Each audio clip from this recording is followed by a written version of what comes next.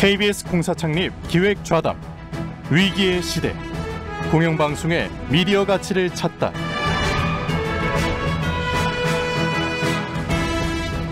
안녕하십니까, 정준입니다.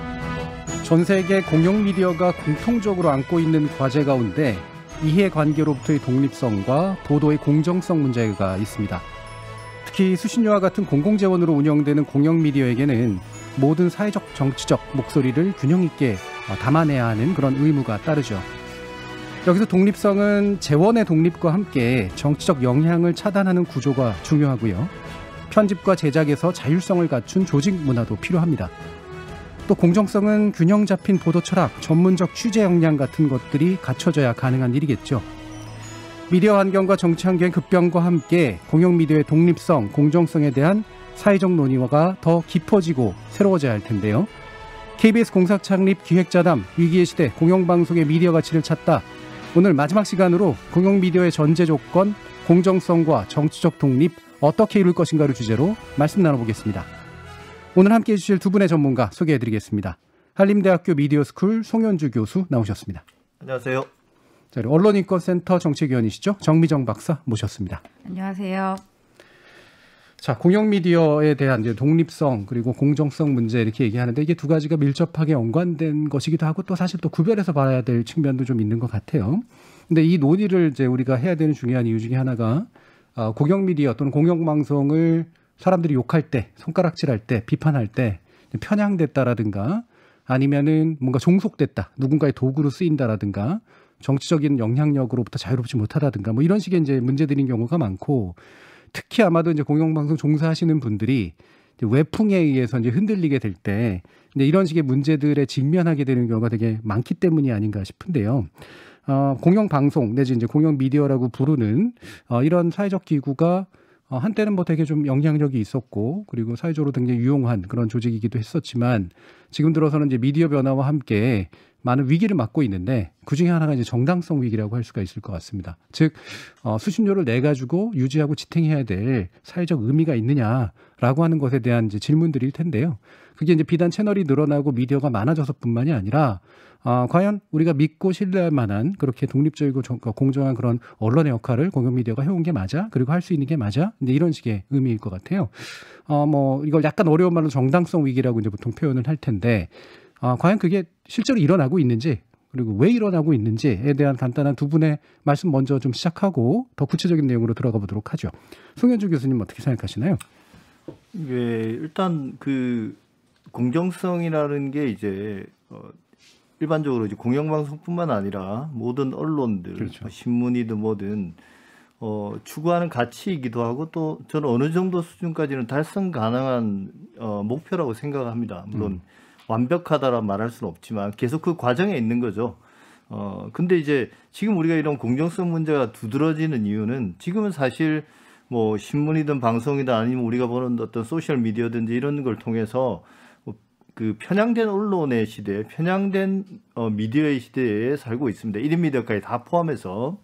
그리고 이제 사실 전달보다는 해설이 중심인 시대에 살고 있는 거고 예. 논평이 중심인 시대에 살고 있습니다. 그러다 보니까 우리가 공정성의 문제에 대해서 대단히 회의를 가지게 되죠. 이게 달성 가능한 것인가.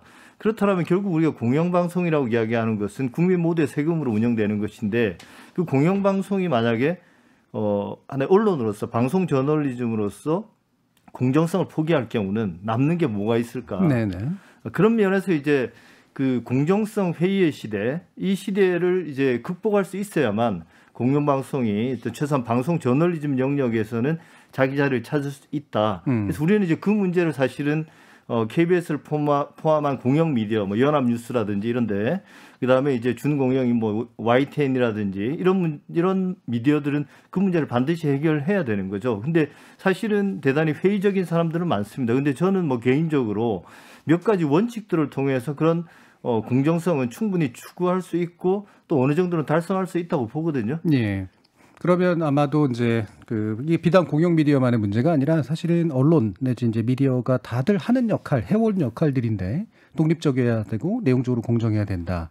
그런데 이제 회의가 많이 드는 이유는 이제 저널리즘의 경향이 편향이나 정치성이 너무 강화가 되고 있고 또 해설 논평 위주의 것들이 너무 인기를 얻다 보니까 전통적인 이제 공영 미디어 내지 언론들에게 부여됐던 그런 사실성이나 객관성, 공정성의 그런 과제가 실현 불가능한 거 아니냐 또는 할 필요가 있느냐 이런 이제 회의론까지 나오고 그렇죠. 있다는 말씀이신 거잖아요. 근데 그거 안 할 거냐라는 얘기죠 결국에는. 그게 없으면 공영방송이 어떤 저널리즘 영역에서는 존재 의의가 사실은 사라지는 거나 마찬가지인 거죠. 네, 뭐 해야 하고 안 하려면 굳이 있을 필요가 없다. 예, 그렇죠. 예. 자 그러면 정미정 박사님은 이 공정성의 문제 그리고 이제 위기의 문제 이거를 생각해 보면, 그러니까 저는 그렇습니다. 지금 공영방송만의 위기는 아니잖아요. 아까 교수님도 말씀하셨지만 이제 언론 전반적인 언론에 대한 신뢰가 추락하면서 언론 전체의 어떤 위기가 지금 이제 닥쳐왔고, 그 중에서 저널리즘적인 측면에서 가장 중요한 역할을 해야 하는 공영방송은 더 그 신뢰가 떨어져 있는 이제 그런 상황이라고 볼 수가 있습니다. 그리고 가장 최근에 역사를 통해서 우리가 그 요구가 더 커졌잖아요. 그러니까 국민에 의해서 선출되었던 대통령이 탄핵돼서 파면에 이를 때까지 과연 제 기능을 수행하는 언론이 있었냐. 그 과정에서 우리의 공영방송은 어떤 역할을 했었나. 국가 권력이 보여준 그 지난한 무능과 부패, 그리고 이제 국민 생명안전보장 실패의 어떤 책임, 단순히 세월호만의 문제가 아니잖아요. 지금 얼마 전에 판결이 난 그 가습기 살균제 사건 무죄로 된 일부가 무죄로 됐던 그런 사건들을 보면 그런 실패의 책임에서 저는 언론이 절대로 자유로울 수 없다고 봅니다. 그래서 새롭게 출범한 정부의 시대에 당연히 많은 대중들이 생각을 했죠. 이제 이 독립성과 공정성의 확보가 너무 중요하고 공영방송이 이제 제자리를 찾을 것이다라는 기대를 했었는데 지금 이제 몇 년이 지났습니다만 우리는 여전히 실망을 하고 있습니다. 그러니까 마땅히 무엇인가가 달라졌다라는 것을 거의 못 느끼고 있는 것이죠. 예. 근데 저는 거기서 이제 한 가지 같이 고민해봤으면 좋겠다라는 생각이 드는 게요. 과연 정치 권력으로부터의 어떤 독립, 그다음에 보도에 있어서 공정성, 그런 만의 문제가 지금의 이 위기와 맞닿아 있는 것이냐, 아니면 이 외에 다른 문제가 있는 것이냐라는 부분을 저는 꼭 짚고 넘어가야 된다고 생각하고요. 그런 측면에서 저는 지금 공영방송에 있어서의 가장 커다란 문제점은 전반적으로 퀄리티를 유지하지 못하는 것이 가장 크다고 봅니다. 네. 공정성을 따질 것까지 가지도 못한 수준이라는 거죠. 어떻게 보면 더 심각한 상황이라고 저는 생각하고 있습니다. 예. 이 공정성 문제 따지는 것도 뭔가 이렇게 품질이 담보된 상태에서 따져야지. 사람들이 지금 가지고 있는 불만은 사실 공정성 문제도 있긴 있지만 기본적으로 품질이 만족스럽지 못하다라고 하는 데서 본원적으로 출발한다. 이런 이제 의견이세요.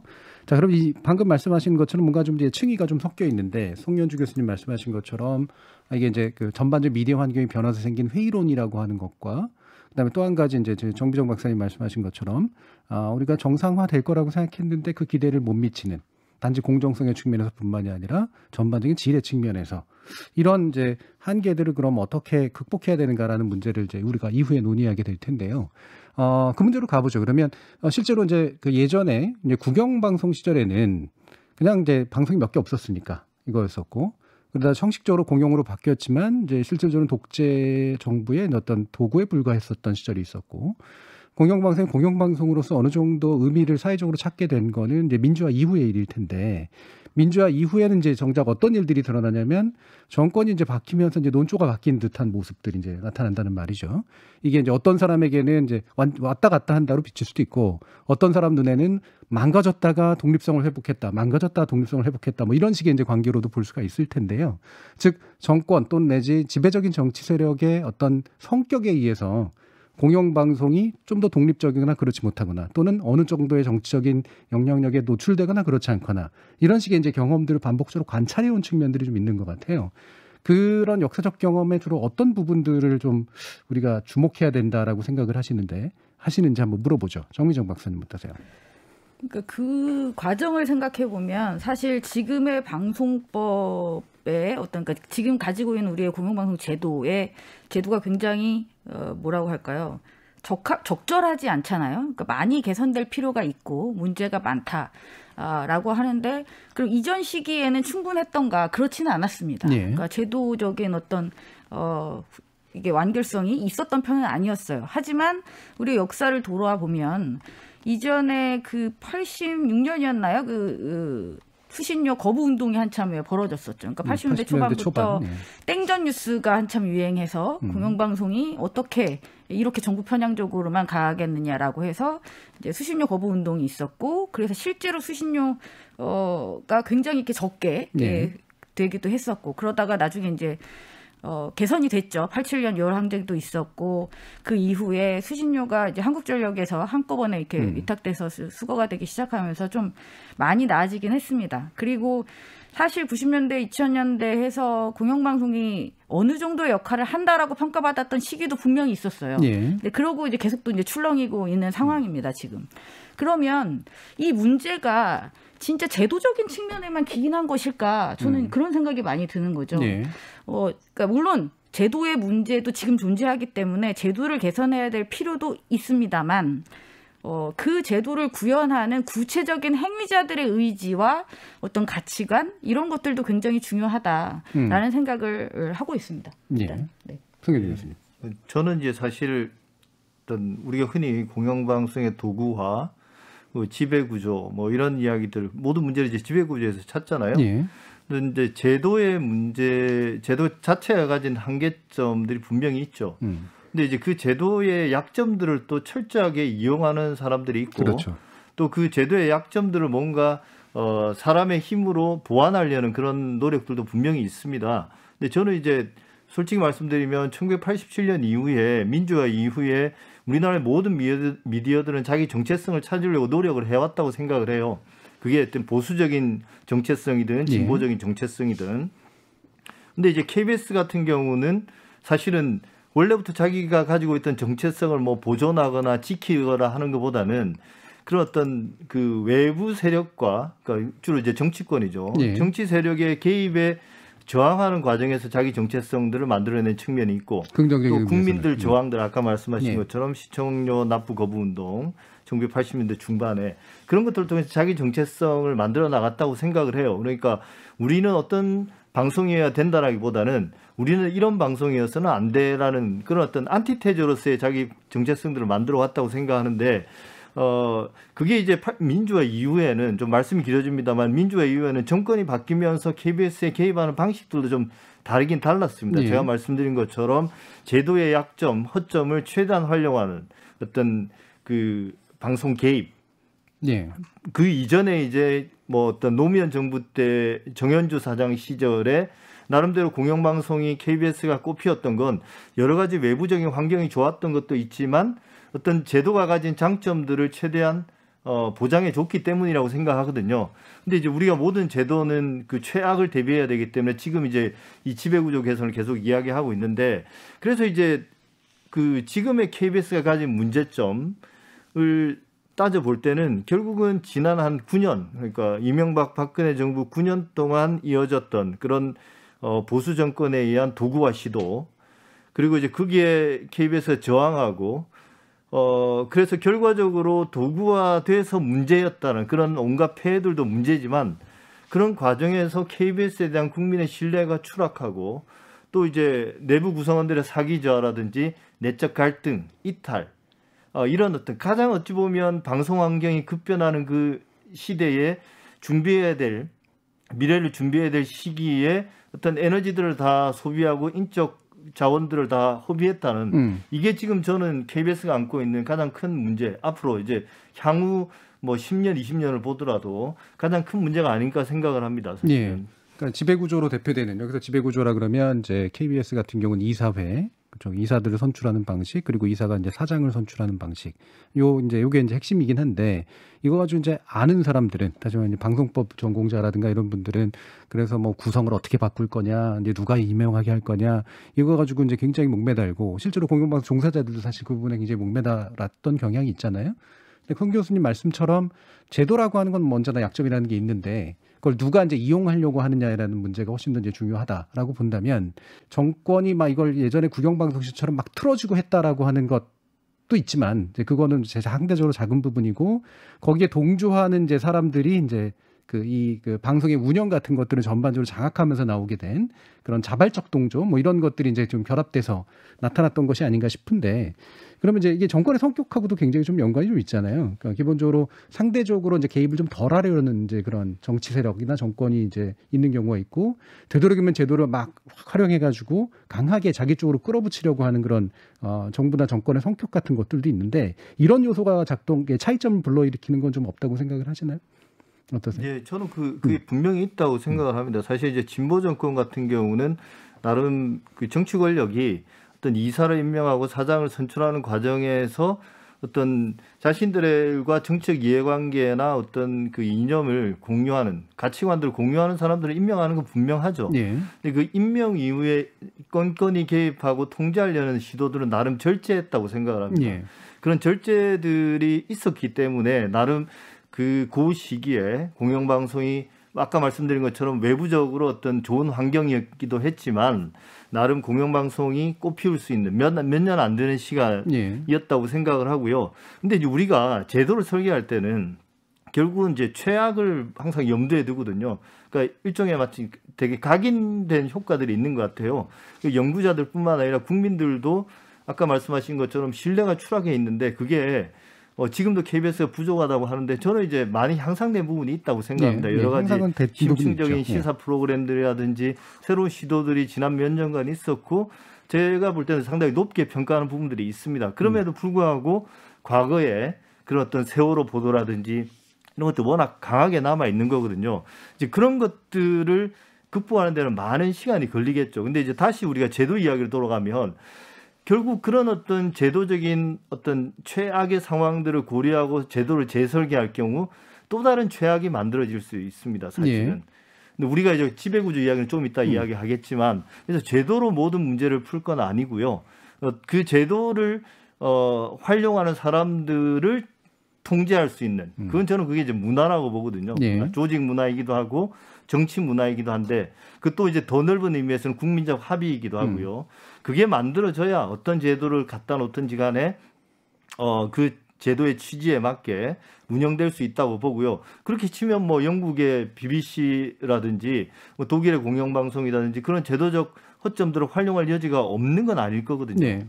저는 그런 게 이제 정치 문화 또 공영방송의 내부적인 조직 문화와 전통 이런 것들이라고 봅니다. 예, 그러니까 저도 이제 그 부분에서 정치 문화가 저는 제일 중요하다고 생각을 하는데 일단 이거를 도구로 쓰려고 하느냐 아니냐 그리고 도구를 썼으면 정치적으로 책임을 묻는 분위기냐 그렇지 않느냐 이게 이제 굉장히 좀 제일 큰 차이고 그거는 제도하고는 일단 상대적으로 무관한 측면들이 좀 있다.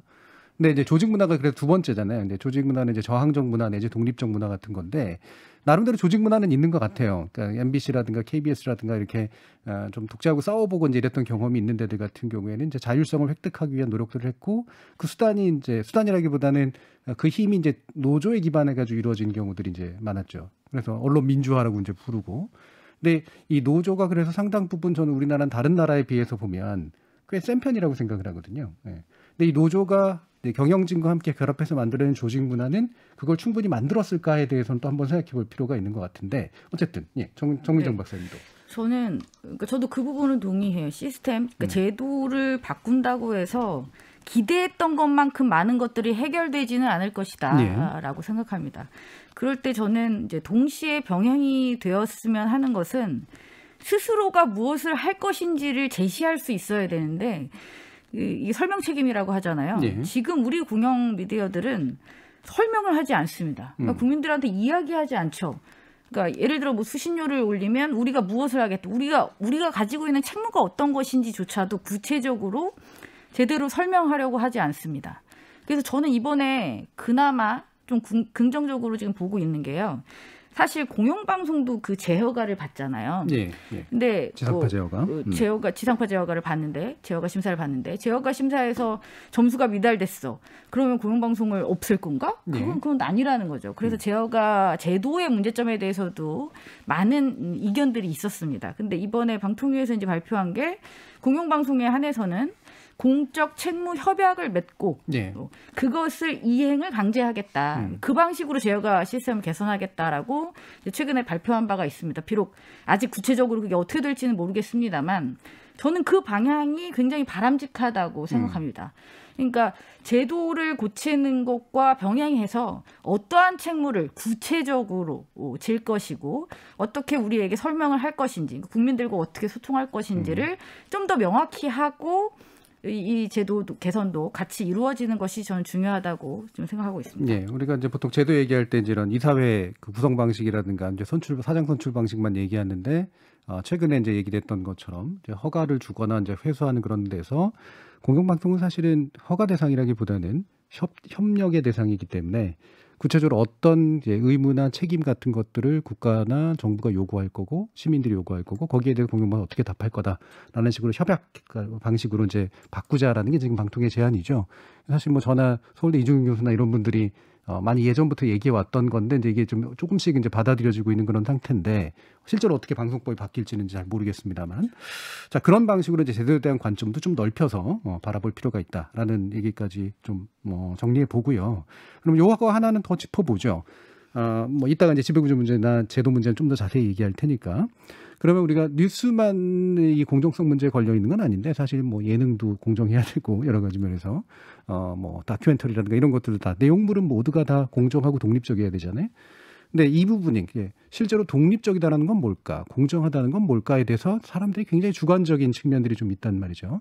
이게 아까 이제 송현주 교수님 말씀하신 것처럼 이게 그래서 불가능할 수도 있고 아니면 몇 가지 기준들을 충족하면 사실은 달성 가능한 걸 수도 있고 그런데 의견 한번 주시죠. 예, 우리가 이제 전통적으로 언론학에서 공정성을 이야기할 때는 이제 크게 두 가지 차원을 이야기하거든요. 첫 번째로는 가장 기본이긴 한데 사실이어야 된다는 겁니다. 그렇죠. 그 보도 예. 내용이. 그리고 두 번째로는 이해관계자들을 충분히 대변돼야 되는 거죠. 네. 그리고 이제 우리가 균형성이라고 네. 이야기하는데 그 두 가지 차원이 이제 결국 공정한 보도를 구성하는 차원이다 이렇게 이야기를 하는데 근데 이제 우리가 결국 공정성 시비는 어디서 붙냐면 이제 보도나 시사 프로그램이 결과적으로 특정한 뭐 정치 세력이나 혹은 특정한 집단, 뭐 기업이든 뭐든 네. 불리할 수 있거든요. 유리할 수도 있고. 네. 근데 이제 그 결과로서의 유불리를 가지고 공정성 시비를 하면 안 되는 겁니다, 사실은. 예. 결과보다는 이제 그 내용을 들여다봐야 되는데 아까 말씀드린 제가 두 차원 말씀드렸는데 저는 이제 그걸 좀 더 나누면 첫 번째로는 이게 충분히 중요한 문제인가? 네. 이 비중을 봤을 때 네. 이게 이제 9시 뉴스에 헤드라인 뉴스로 나올 수 있는 것인가? 거기에 대한 판단을 해봐야 될 것이고 뭐 말씀드린 것처럼 사실관계에 충실해야 되고 그다음에 이게 더 나아가서 실체적 진실에 근접해 있는가? 이게 이제 진실성, 사실성과 진실성의 문제고요. 그리고 필요할 경우는 기계적 균형성도 상당히 중요해지죠. 사실은 어떤 경우는. 네. 그래서 이게 만약에 구성이 됐을 때는 어느 정도의 그 보도하는 사람, 그러니까 공영방송 스스로도 우리가 잘못이 없다라고 일종의 스스로 면책을 해줘야 되는 거고요. 우리가 정치 문화도 이야기했지만 결과적인 유불리를 가지고 공정성의 시비를 걸어서는 안 된다는 겁니다. 이게 이제 사실은 상당히 어려운 과제이긴 하지만 이런 게 이제 전제돼야 되는 거고요. 그래서 우리가 공정성에 대한 시비를 그냥 뭐 자기의 어떤 정책 이해관계에 대해서 쉽게 하는 문화 이게 이제 빨리 사라져야 될 것이긴 하고 이 원칙을 제가 볼 때는 KBS는 어떤 미디어든지 간에 내부적으로 강하게 공유하고 거기에 대한 문제 제기에 대해서 사실은 좀 저항할 필요는 있다고 생각을 해요. 사실 KBS 정도 되는 거대 공영방송사가 이런 원칙을 지키면서 보도나 시사 프로그램 만들었을 때 문제 제기를 할 수 있는 집단은 별로 없습니다. 네. 근데 유일하게 이제 그 문제 제기를 하고 압력을 넣을 수 있는 데가 이제 정치 세력이죠. 그리고 네. 그들에게는 그런 합법적인 수단도 있고요. 그래서 요 문제가 결국은 이제 공영방송의 독립성을 지켜내고 공영방송이 나름대로의 기준을 가지고 확보한 그런 어떤 공정성 가치를 지켜낼 수 있는 제도적인 문제에서는 그 부분에 이제 초점을 맞춰야 되는 거죠. 이게 결국은 지배구조 문제이기도 하고 일상적인 어떤 이 편성의 문제이기도 하고 또 혹은 어떤 뭐 옴부즘의 문제일 수도 있고 그다음에 시청자의 어떤 그 참여 문제일 수도 있고 다양한 장치들을 통해서 그걸 지켜낼 수 있는 그 제도들을 이제 고민해야 되는 거죠. 예. 그러니까 이 뒤에 후반부 얘기하신 부분 뒤에서 아마 좀 더 자세하게 얘기할 수 있을 것 같긴 하고요. 그러니까 그 얘기는 이제 우리가 좀 다시 한번 짚어야 될 것 같긴 한데 실제로 KBS에 이런 보도 내용에 영향을 줄 수 있는 세력은 사실은 거의 없다라는 얘기는 예를 들면 종교 세력이라든가 뭐 흔히 또 상업방송들은 신경 써야 되는 광고주라든가 이런 부분들의 어떤 외적 압력으로부터는 비교적 자유롭잖아요. 이 원칙을 잘 지켜내기만 하면요. 그렇죠. 사실은. 예. 근데 이제 흔들 수 있는 건 정치 세력인 건 맞죠. 아무래도 이제 국회라든가 이런 데들은 이제 수신료 가지고도 자꾸 흔들고 정부 같은 데는 또 이제 여러 가지 지원 정책이라든가 아니면 이걸 가지고 계속 국정감사에 불러가지고 따지는 거 이런 부분을 네. 해가지고 흔들릴 수가 있기 때문에 바로 이제 그 부분이 중요한 거긴 할 텐데 그러려면 이제 시그니피컨스라고 영어에서 얘기하는 이제 이런 중요성을 제대로 판별하는가, 그다음에 에큐리시라고 보통 얘기하는 정확한 것에 기반을 두고 있는가, 이왕이면 진실을 추구하는가, 그다음에 밸런스라고 얘기하는 균형 잡힌 목소리를 담아내고 있는가, 저 여기저기에 관련된 이해 당사자는 다 포괄하고 있는가. 예, 기기적 균형도 있고 뭐 실체적 균형도 있기는 하겠습니다만. 저는 교수님 말씀에서 그 부분을 좀 짚고 가고 싶은데요. 그 중요성이라는 부분이요. 저는 지금 우리 공영방송 뉴스에 있어서 가장 중요한 문제는 공정성이라기보다는 아젠다 세팅에 있다고 봅니다. 네. 정확하게 아젠다 세팅을 하지 못하고 다른 언론들이 과도하게 쏟아내는 뉴스에 휩쓸려 버리는 거죠. 그렇죠. 그러니까 중요성만큼의 비중으로 뉴스를 다루지 못하고 예. 진짜 중요한 뉴스는 누락되거나 배제되는 상황에서 과도한 그 뉴스를 받아 안고 거기서 공정성을 고민하고 있어요. 그러니까 저는 여기에 동의하지 않는다는 겁니다. 예. 공정해야 되는 것은 동의하지만 그리고 공정성이 문제라는 것도 어느 정도는 동의하지만 과연 지금 공영방송의 뉴스가 공정성을 가지고 이야기할 때인가, 차별적인 아젠다 세팅을 하지 못하는 것은 이건 정말 실력, 능력의 문제죠. 그런데 지금처럼 우리나라에서 거의 최고의 인적 자원과 물적 자원을 가지고 있는 방송사가 KBS인데 KBS가 이 언론 전체 판에서의 어떤 선도적인 리딩을 하지 못하고 있는 것, 저는 그걸 1차적으로 반성해야 된다고 봅니다. 예. 그게 뭐 예를 들면은 이제 송 교수님께서 지적하시는 초보적인 사실의 문제. 뭐 KBS가 좀 보수적인 조직이기 때문에 대체로 이 부분을 확인하는 데는 다른 데들에 비해서는 좀 더 열심히 하려고 하고, 그다음에 균형성의 문제. 특히나 뭐 기계적 균형이라고 이제 비판받을지언정 어쨌든 기계적으로라도 뭔가를 하려고 하는 그런 성향 같은 게 있잖아요. 그래서 그 부분은 좀 더 발전시키면 된다라고 쳤을 때 중요한 건 이제 중요성이라고 보시는 건데. 여기서 저는 이제 근본적으로 나서는 문제가 그런 게 있어요. 그러니까 분명히 되게 중요한 건 많거든요. 그러니까 이를테면 모든 사람들이 다 법무부 장관 가지고 얘기하고 막 검찰총장 가지고 얘기할 때 이따 예를 들면 중대재해기업처벌법을 가지고 얘기한다거나 환경 문제를 얘기한다거나 이런 게 더 중요하다라고 볼 수가 있는데 그 중요성을 판단하는 기준이 또 정치 세력이나 사회 세력마다 굉장히 다를 수가 있어서 생기는 이 문제는 그럼 또 어떻게 할 거냐 이것도 나오서는 것 같거든요. 저는 사실 이제 그 문제에 대해서는 정미정 박사님과 조금 생각이 네. 다릅니다. 왜냐하면 공영 미디어는 아무래도 우리가 이제 사회적인 어떤 논란의 영역을 크게 세 가지로 나누면 아주 합의가 잘 이루어진 영역들이 있습니다. 대의명분의 영역. 예, 예. 거기에 대해서 이제 논란의 여지가 별로 없어요. 물론 예. 그게 끊임없이 논란을 제기하는 사람들은 있습니다. 예를 들면 예. 뭐 대한민국 임시정부의 법통이라든지 이런 것들 문제 제기를 하는 사람들 예. 있잖아요. 근데 그런 것들이 있고 예를 들면 광주 문제, 뭐 환경 문제, 그렇죠. 조두순 문제, 뭐 이런 예. 것들 말씀하시는 거죠. 예. 일탈의 영역들이 있어요. 또 그러니까 각종 폭력 행위라든지 이런 일탈의 영역들이 있고요. 근데 그 남은 부분이 이제 결국은 합법적인 논쟁의 영역이거든요. 예. 주로 이제 정치 세력 간에 싸우는 부분. 네. 그러니까 이게 정답이 있는 게 아니라 옳고 그름이 있는 게 아니라 그냥 가치관이 부딪히는 부분이죠. 그러니까 저는 이제 공영방송이 뉴스의 영역에서는 그런 것들을 좀 한 걸음 뒤따라갈 필요는 있다고 생각합니다. 네네. 네. 그걸 이끌거나 적극적으로 개입하기나 이런 것보다는. 근데 사실 우리가 언론학에서 그런 영역에서 언론의 영향력이 커진다고 그러거든요. 그렇죠. 예. 서로 충돌하고 뭐 어느 게 옳고 그런지 모를 때 거기 끼어들어서 해설을 하고 편들고 이러면서 이제 언론의 영향력을 키워나가는데 공영방송은 그걸 해서는 안 되는 거죠. 그 부분에 있어서는. 대신 이제 우리가 앞서 이제 중대재해처벌법이란 중대산업재해 관련된 그런 문제라든지 그다음에 역사 문제라든지 이런 것들은 사실 우리 사회가 어렵게 만들어낸 공통의 가치거든요. 이런 문제에 대해서는 공영방송이 조금 적극적으로 대응하고 나머지 이제 정쟁과 관련된 부분들은 조금 한 발짝 떨어져서 좀 뒤쫓아가도 된다고 생각을 해요. 그런 식으로 이제 근데 이제 기자 스스로 그런 거에 끼어들고 싶은 욕망들은 있죠, 사실은 언론인으로서. 근데 이제 그건 조직 문화가 그런 부분들을 절제하면 되는 문제고 예. KBS라든지 뭐 연합뉴스나 이런 공영 미디어들은 나름 그런 문화들을 키워왔다고는 생각합니다. 다른 일간지들이나 이런 데보다는.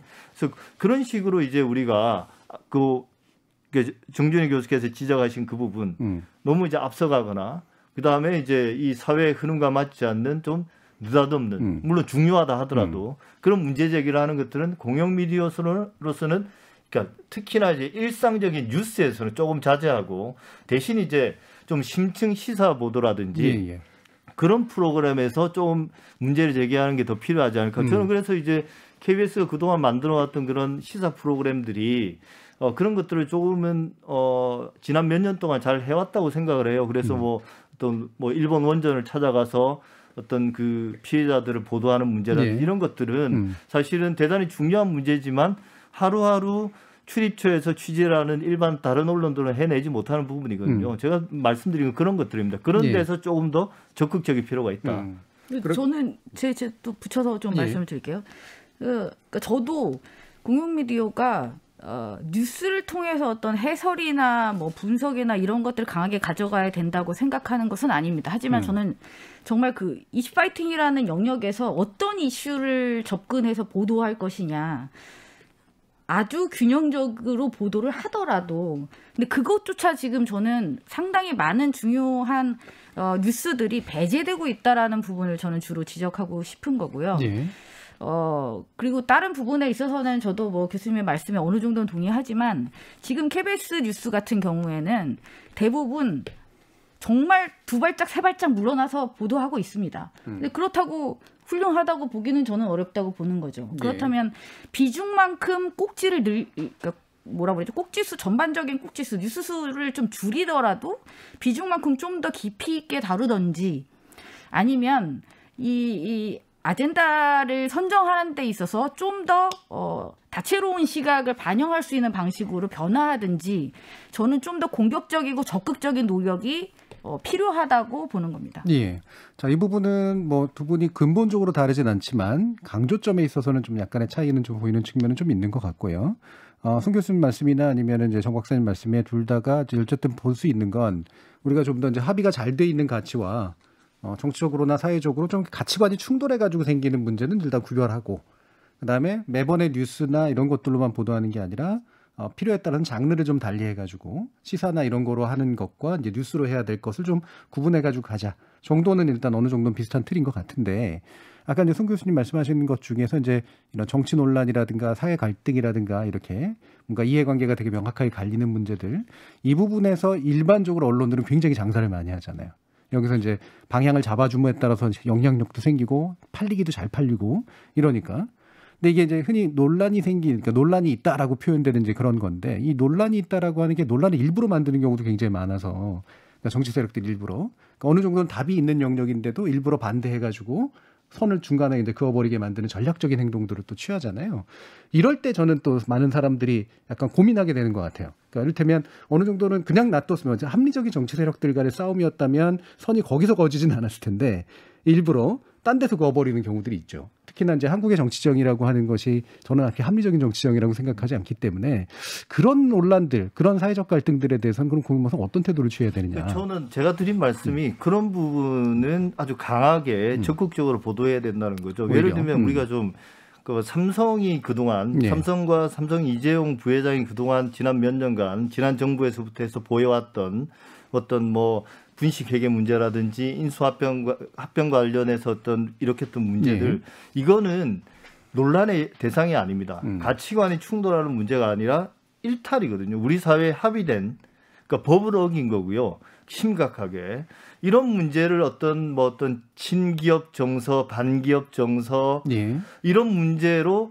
논란화시키고 정치화시키는 시도들이 분명히 있는 거죠. 거기다 또 이제 정치 세력이 참여하기도 하잖아요. 그렇죠. 근데 그래서 이제 이런 문제들을 공영방송이라면, 공영 미디어라면 이런 논란이 있다고 두세 발짝 물러서서 스케치하듯이 보여주는 게 아니라 이런 문제들은 우리 사회에 얼마나 근본적인 어떤 해악을 끼치는가를 정확하고 적극적으로 보도하고 그런 문제들을 다시는 발생하지 않도록 어떤 말두고 받는 그런 어떤 보도들을 해야 된다는 거예요. 예, 예. 근데 이제 진짜 가치가 그냥 대립하는 문제 있잖아요. 네네. 답이 없는 논란만 있는 그렇다고 해서 누가 어느 것이 옳다라고 판단하기 어려운 문제.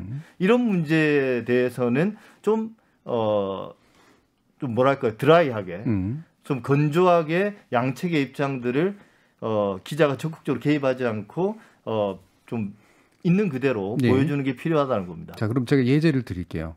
선별이냐, 자꾸 어려운 문제를 보편이냐 이런 내시려고. 거는 논란이 이제 가치관이 충돌하는 영역이라고 보십니까? 또 어떤 거요? 선별이냐 보편이냐 지원할 때, 뭔가 예. 재단 지원할 때, 예. 예, 그 다음에 또 예를 들면 공수처를 출범시켜야 되느냐 말아야 되느냐 네. 이런 거는 이제 논란의 여지가 충분한 거로 보십니까? 아니면 어느 정도 답이 있는 저는 문제라고? 논란의 여지가 충분히 있다고 봅니다. 그래서 네. 그런 것 같은 경우는 양측의 입장들을 균형 있게 전달하는 것으로서 공영방송의 역할을 물론 이제 그 양의 문제겠죠. 이게 중요한 문제면 아주 깊이 있게 양측의 입장을 균형되게 전달하는 게 필요하고요. 사소한 문제면 사실 보도하지 않아도 되는 네. 거지만 그런 문제는 가치관이 충돌하는 문제라고 생각을 합니다. 정비정 저도 목사님. 논쟁적인 문제라고 예. 생각합니다. 그래서 근데 이제 시청자들이 결국 판단을 한다면 시청자들이 판단할 수 있는 충분한 정보를 제공해야 할 의무가 공영방송에게 있다. 예. 그런데 이제 그 정보를 있는 그대로 드라이하게 전달을 하고 있는가를 이제 살펴봐야 되는데 사실 그렇잖아요. 뭐라고 말하기도 힘들게 단어 하나만 바꾸어도 완전 뉘앙스가 달라져 버리는 예. 그러니까 그런 기사들이 지금 너무 많이 쏟아지고 있으니까 그 부분은 굉장히 좀 조심스럽죠. 알겠습니다. 지금 앞부분 이제 논의를 좀 하면서요. 전반적으로 공영방송이 정치적으로 좀 이렇게 지배당하거나 도구로서 활용됐던 부분들을 어떻게 내용적으로 극복해야 되는가라는 것에 관련된 이야기를 좀 나눠봤고요. 특히나 내용에 있어서 논란이 되는 것, 그다음에 또 공정의 어떤 필요성들이 굉장히 크게 나서는 것, 이런 것들은 어떤 것들로 이제 분별해 봐야 될지에 대해서도 여러분들과 함께 이야기를 나눠봤습니다. 예, 오늘 이 시간 함께 해주시고 계신 두 분이죠. 한림대학교 미디어스쿨 송현주 교수, 그리고 언론인권센터 정책위원이신 정미정 박사. 예, 두 분의 전문가와 함께 또 나머지 얘기 나눠보도록 하겠습니다. 자, 그러면 이제 구체적인 이제 제도적 대안이랄까, 그다음에 실천적 대안이랄까 이런 부분들에 대해서 물론 너무 어려운 얘기긴 합니다만 한번 모색하고 좀 이렇게 내놓고 이래봐야 될 때가 아닌가 싶은데요. 일단은 이제 아까 제도라는 게 지배구조만의 문제로 환원되는 건 아니다. 다시 말하면 이사 누구 뽑고 사장 누구 뽑는 것만의 문제는 아니다. 문화도 중요하고 또 다른 제도도 중요하다. 이런 얘기들 주셨는데 뭐 그게 지부 문제가 됐건 이런 독립성이나 공정성 문제를 그래도 상대적으로 좀 해결하기가 좀 나은 어떤 조건을 만들기 위한 어떤 대안의 측면에서 공간에 어떤 부분을 좀 우리가 핵심적으로 고려해야 된다고 생각하시는지 정미정 박사님 의견부터 한번 들어볼게요. 텔레비전 수신료가요. 81년에 2,500원이 컬러 TV가 이제 돼서 지금까지 이게 변동이 없지 않습니까?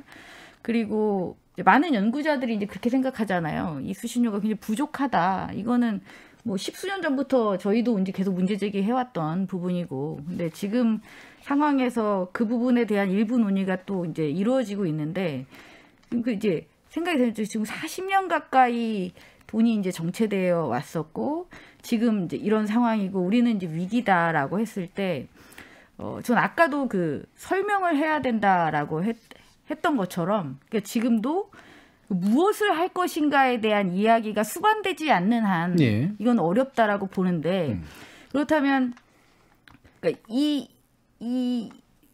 올리냐 마냐에 가서 항상 야당이 이제 반대를 해왔어요.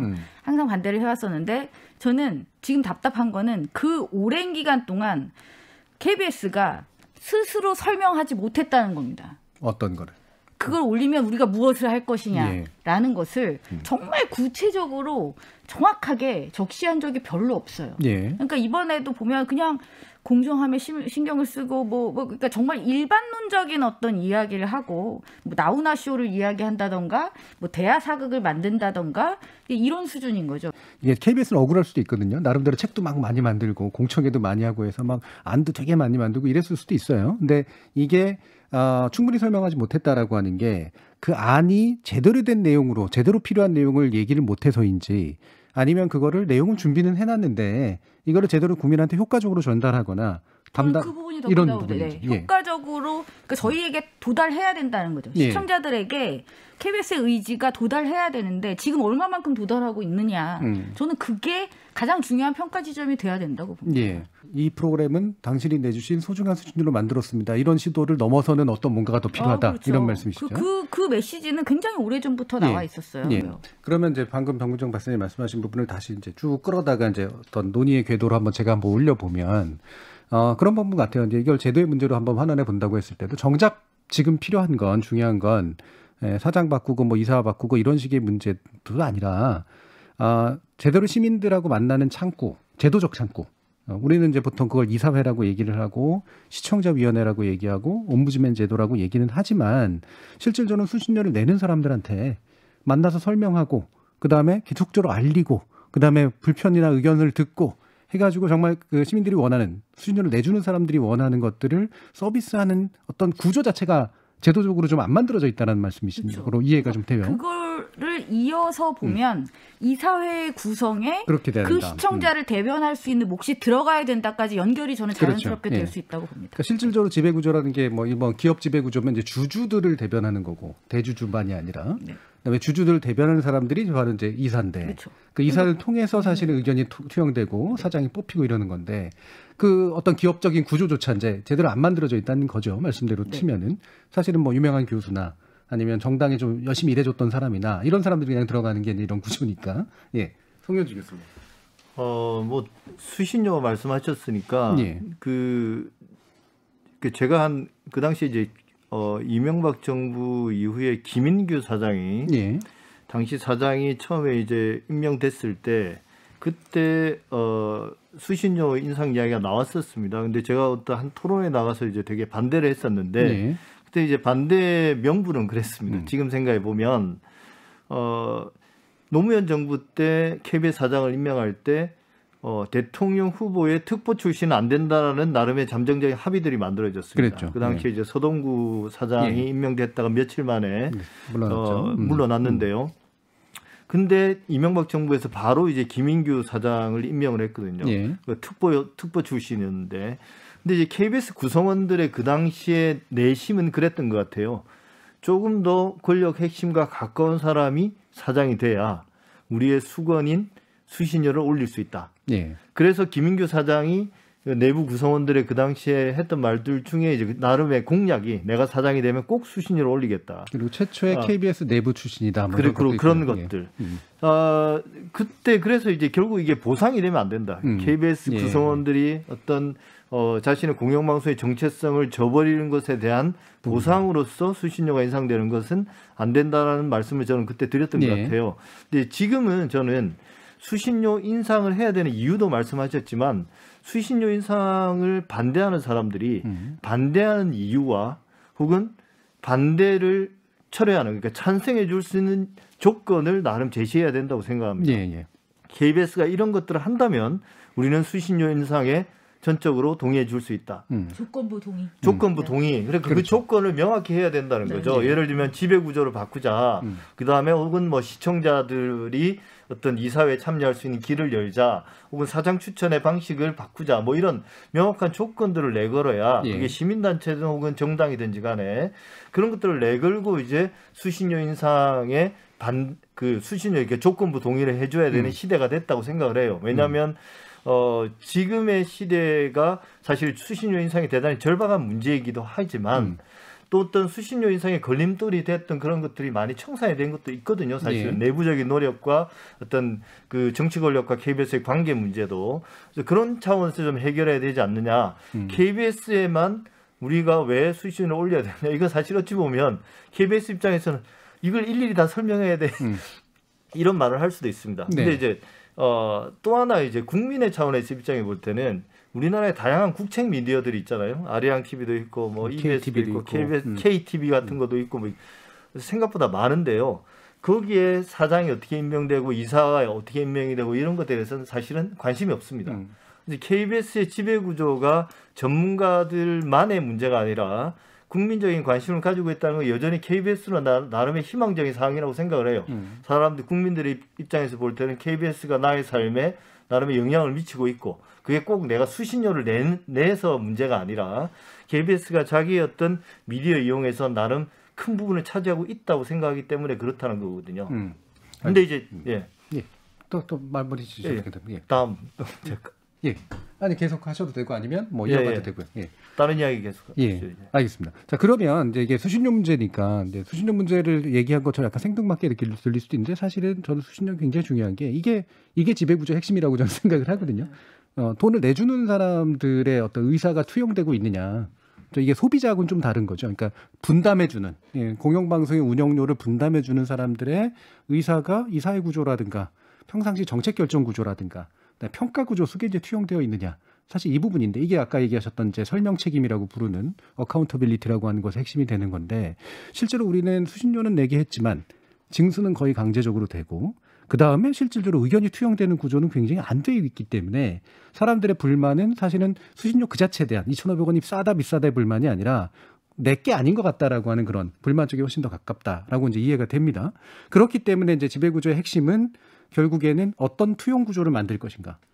뭐 예를 들면 이제 독일 같은 경우는 전통적으로 이제 뭐 노조뿐만이 아니라 온갖 사회단체들이 다 참여하고 최근에는 이제 외려 정치는 배제하는 이런 구조를 가짐으로써 나름대로 독일식의 공영방송을 만들어낸 거고 영국 같은 경우는 뭐 거기도 이제 이사들이 뭐 사실 국민의 대표라고 볼 수는 없는 데지만 걔네는 이제 전문가들을 보호해 주기 위한 어떤 조직이고 그다음에 그게 의회가 전혀 임명하는 그런 구조도 아니기 때문에 또 그 나름의 어떤 특성을 가지고 있다라고 본다면 한국은 이게 막 이제 섞여 있단 말이에요.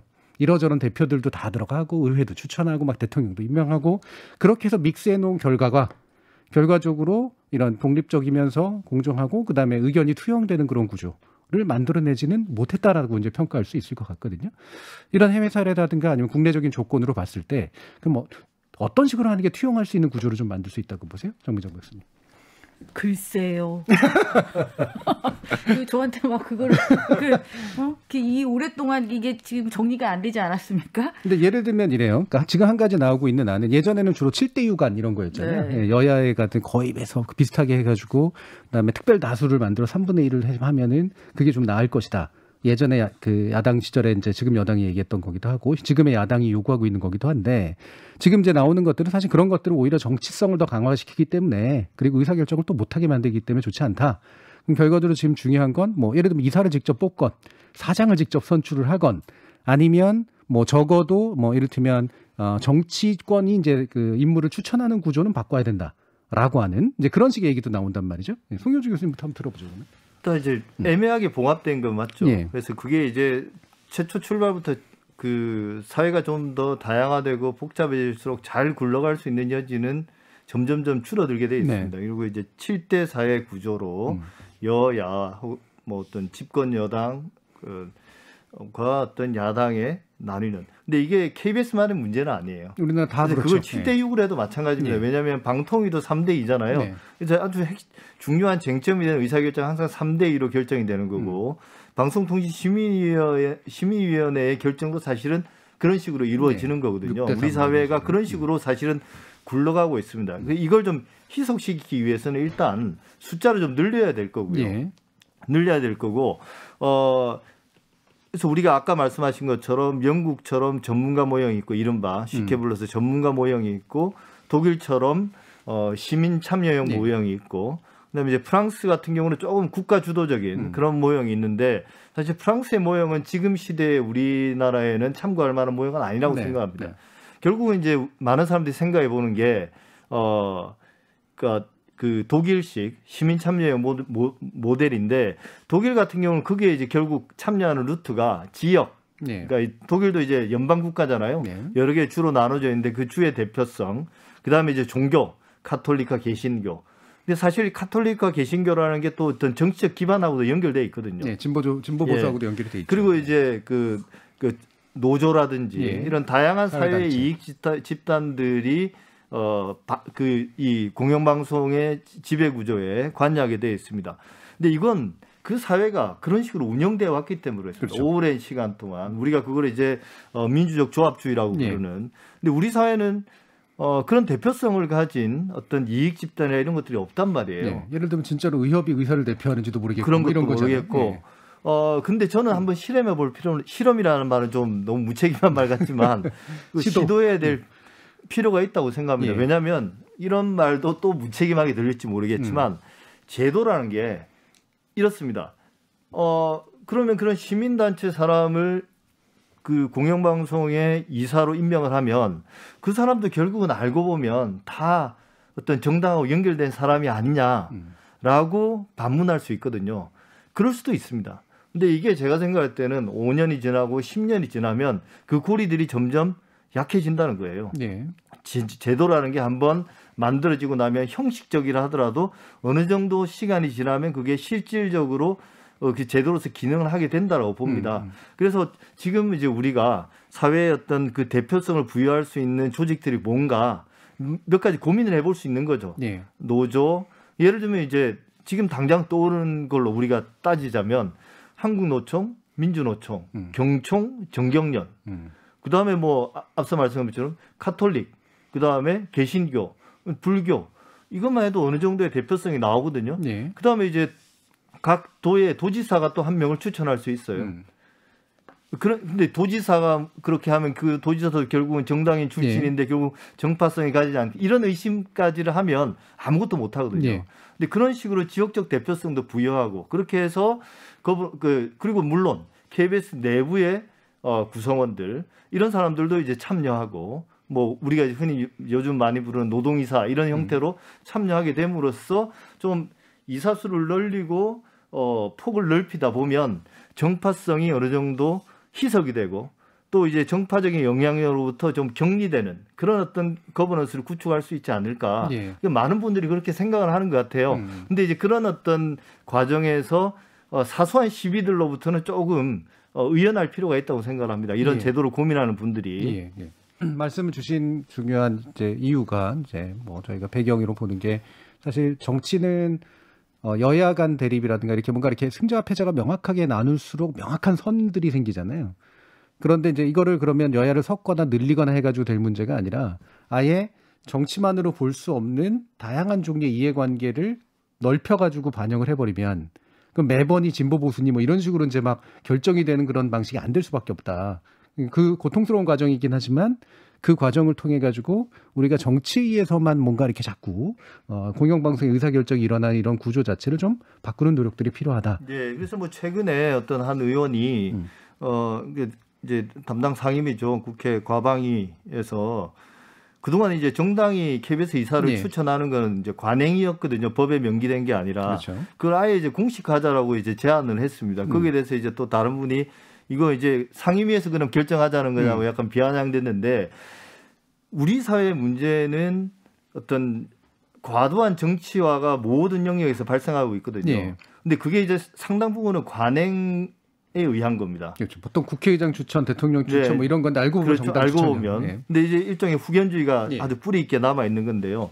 그걸 공식화하는 게 아니라 사실은 그 밑에 깔고 있는 그런 후견주의라든지 예. 과잉 정치화된 부분들을 제거할 필요가 있는 거죠. 그래서 그런 거는 이제 거꾸로 가는 방향으로 저는 생각을 합니다. 예. 첨언을 하자면요. 예, 오히려 이제 정치의 어떤 비율을 늘리고 줄이고 누가 임명하고 그러니까 선출하고 이런 식의 부분으로 가면 오히려 역행한다. 이게 정치색이 더 강해질 수밖에 없다.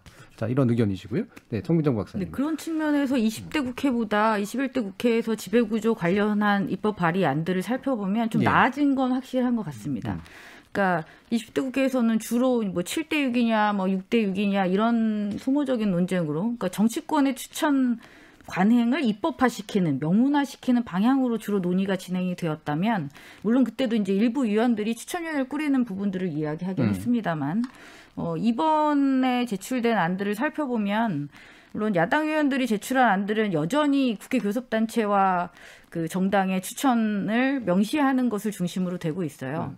근데 여당의 일부 위원회 안을 보면 이제 이사를 어느 정도 늘리고 이사 후보 추천 국민위원회를 꾸려서 예. 거기서 이제 추천을 한다. 뭐 이런 방식을 채택하고 있는 것을 볼 수 있습니다. 그래서 저는 물론 이제 100% 다 이렇게 뽑는 것이 현실적으로 가능하냐라는 문제가 제기될 수는 있습니다.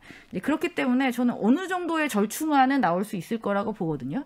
아예 이제 정당 추천을 다 배제하는 것이 아니라 일부는 열어두고 대신 마치 뭐 작년인가에 왜 발표된 방통위 안이 왜 중립지대를 두는 안이 있었잖아요. 어떻게 보면 저는 그게 절충안으로서 어느 정도 현실성이 있다라고 봅니다. 그리고 그 중립지대를 좀 넓히고 아까 교수님께서 말씀하신 그런 각 뭐 직등 단체라든지 대변할 수 있는 어떤 각 그런 집단들의 대표자들을 추천할 수 있도록 그렇게 구성하는 게 저는 그나마 가장 현실적인 대안이 아닐까 그렇게 생각하고 있습니다. 자, 그래서 이렇게 뭐 다양한 이제 안들은 좀 나왔고 과거에 비해서 보면은 좀 그래도 진일보한 면들이 좀 요즘 좀 확실히 좀 있는 것 같아요.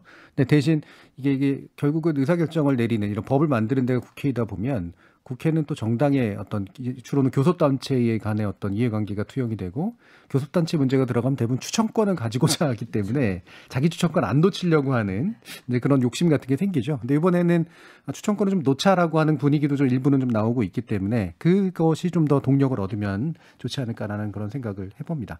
자, 그러면 마지막으로 이 부분 한번 좀 짚어주셨으면 좋겠습니다. 아까도 많이들 얘기해 주셨긴 했습니다만 이게 비단 뉴스만의 문제는 아닌데 우리가 컨텐츠나 또는 서비스나 기타의 프로그램의 형식을 통해서 어떤 것들을 염두에 두고 만들고 전달을 해야 지금 흔히 많이 얘기되는 이런 편향 논란이라든가 공정성 시비라든가 이런 것들로부터 좀 벗어날 수가 있을까라는 거를 이런 공영미디어 종사자들이 듣는다고 생각하시고 한번 얘기해 주시고 그다음에 또 우리 시청자들이 듣는다고 생각하고 또 한번 얘기를 해주시면 뭐 두 중에 어느 한 분만 가지고 해도 됩니다.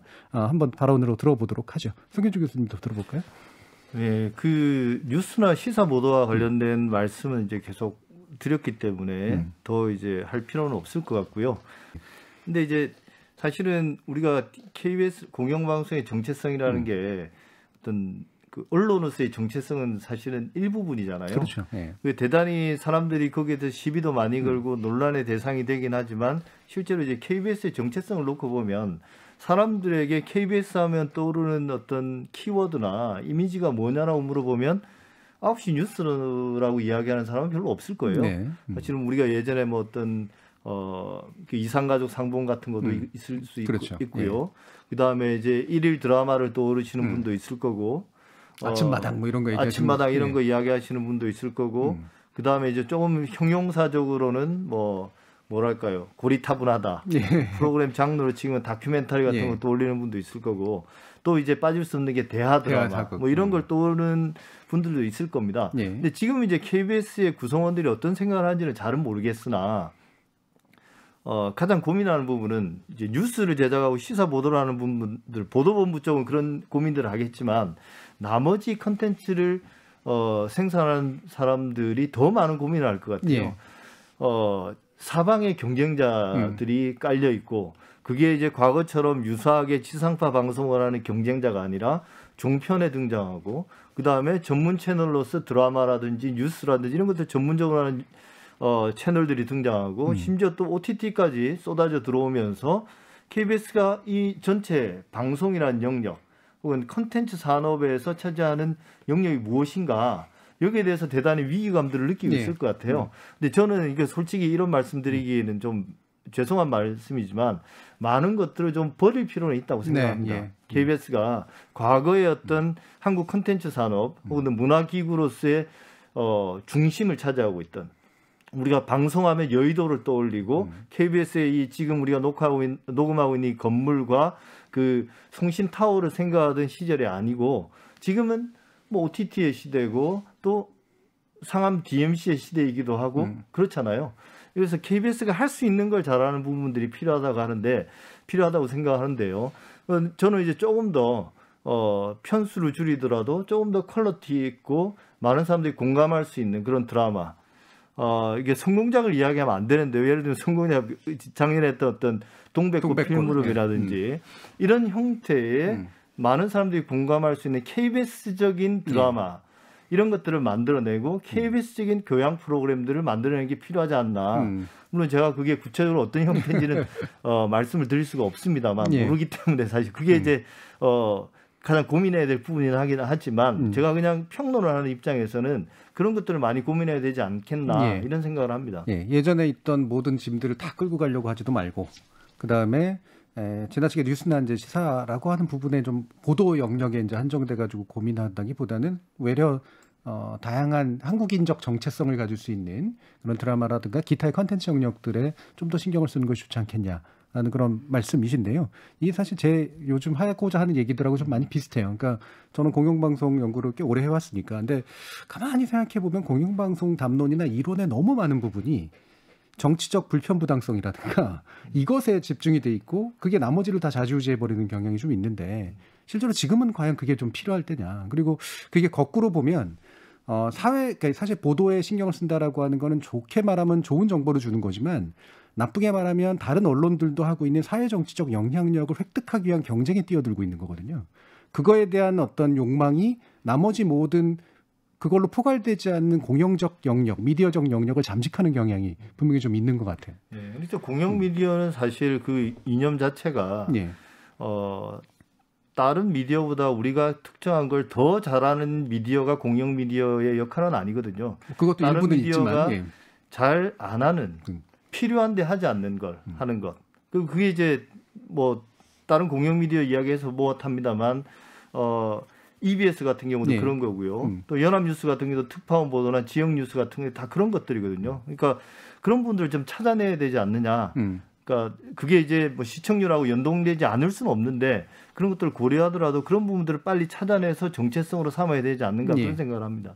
정미정 박사님. 근데 저는 여러 장르의 프로그램, 그러니까 콘텐츠의 경쟁력을 확보해야 한다라고 봅니다. 지금 가장 큰 문제는 KBS에서 제작하고 있는 콘텐츠들이 다수가 경쟁력을 잃었다라고 예. 보고 있고요. 그리고 제가 정말 당부하고 싶은 것은 전체 국민들을 대상으로 할 수 있어야 한다. 특정한 세대만을 위한 프로그램을 만드는 것처럼 느껴져요. 그러니까 실제로 그렇다는 거랑은 물론 다르다는 거 네, 압니다. 네. 그러니까 실제로는 우리가 얼마나 애를 쓰고 있는데 그러니까 억울해하면 억울해하는 것도 문제죠. 결국 시청자들한테 가 닿지 않는다는 것이고 요즘 젊은 10대, 20대, 30대까지만 보더라도 누가 KBS를 보냐? 라는 자주 섞인 이야기들이 되게 많아요. 연구자들 사이에서 이제 이야기를 할 때 보면 그렇다면 그 배제하고 갈 건지 저는 빨리 선택하고 좀 더 가 닿을 수 있는 구체적인 방안들을 마련해야 된다고 봅니다. 예. 경쟁력이라는 것이 저는 시청률 싸움에서 결판이 나는 거라고 생각하지는 않아요. 왜 그런 거 있잖아요. 나는 보지 않지만 정말 좋은 프로그램이야. 저는 이것도 굉장히 그것도 좋은 그죠. 평가라고 예. 봐요. 예. 아니 정말 그런 프로그램들이 있었어요 예전에. 예. 나는 보지 않아. 하지만 저거 정말 좋은 프로그램이지. 그런 프로그램이 있어야 된다는 거죠. 네. 알겠습니다. 자, 오늘 뭐 공정성 그리고 독립성 가지고 얘기를 나눠봤지만 전반적으로는 결국은 공영 미디어 전반의 문제하고 연결이 되는 것 같습니다. 특정 시사 보도 뉴스의 문제가 아니라 결국은 공영 미디어가 현재 시대에 맞는 차별적이고 그다음에 의미 있는 컨텐츠와 서비스를 개발하고 끊임없이 공급해낼 만한 역량을 가지고 있느냐, 그리고 그 능력을 입증할 수 있을 것이냐, 그렇지 않을 것이냐의 문제고, 이게 가능하다면 이른바 독립성 내지 공정성 위주로 진행되었던 논란이라고 하는 것은 어떤 면에서는 다르게 극복할 수 있는 그런 길을 찾는 게 되지 않을까라는 그런 생각도 좀 드네요. 오늘 두 분 귀한 말씀 잘 들었는데요. 한림대학교 미디어스쿨의 송현주 교수, 그리고 언론인권센터 정치위원이신 정미정 박사였습니다. 오늘 두 분 감사합니다. 고맙습니다. KBS 공사 창립 기획자단 위기의 시대 공영방송의 미디어 가치를 찾다 제3부 공영미디어의 전제 조건 공정성과 정치적 독립 어떻게 이룰 것인가, 오늘 3부 순서는 여기서 마치는데요. 공영미디어 종사자 실제보다 자신의 의미를 너무 축소시키거나 또는 너무 과장하는 그런 또 양극단의 경향이 있습니다. 시민들 역시 마찬가지인데요. 공영미디어의 의미와 역할에 대해서 또 지나치게 냉소적이거나 또는 비관적이거나 아니면 그냥 방치하는 그런 식의 경우들도 있죠. 하지만 공영미디어는 사회적으로 대단히 유용한 수단이고 자산인 것만은 분명합니다. 자, 이 부분을 어떻게 우리 사회의 새로운 고유자산으로 만들어갈지 함께 고민해보는 지난 사흘간의 시간 함께해 주셔서 감사하다는 말씀 전합니다. 지금까지 정준이었습니다. 감사합니다.